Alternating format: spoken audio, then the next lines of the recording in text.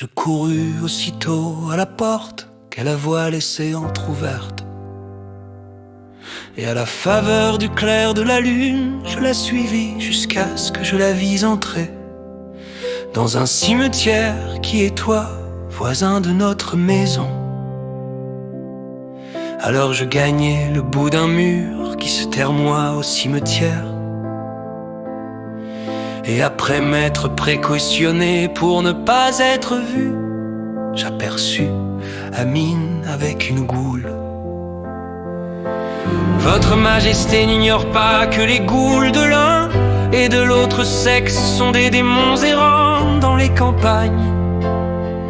Ils habitent d'ordinaire les bâtiments ruinés, d'où ils se jettent par surprise sur les passants qu'ils tuent et dont ils mangent la chair au défaut des passants. Ils vont la nuit dans les cimetières se repaître de celle des morts qu'ils déterrent. Je fus dans une surprise épouvantable lorsque je vis ma femme avec cette goule.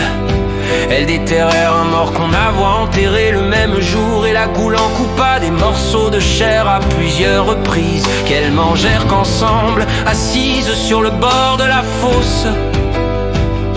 Elles s'entretenaient fort tranquillement, en faisant un repas si cruel et si inhumain. Mais j'ai toi trop éloigné, et il ne me fut pas possible de rien comprendre de leur entretien, qui devait être aussi étrange que leur repas, dont le souvenir me fait encore frémir.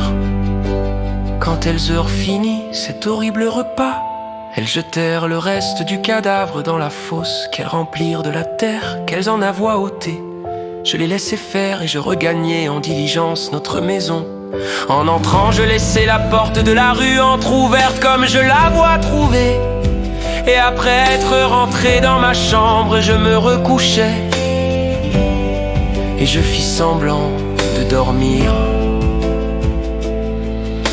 Amine rentra peu de temps après, sans faire de bruit. Elle se déshabilla et elle se recoucha de même avec la joie, comme je me l'imaginais, d'avoir si bien réussi sans que je m'en fusse aperçu.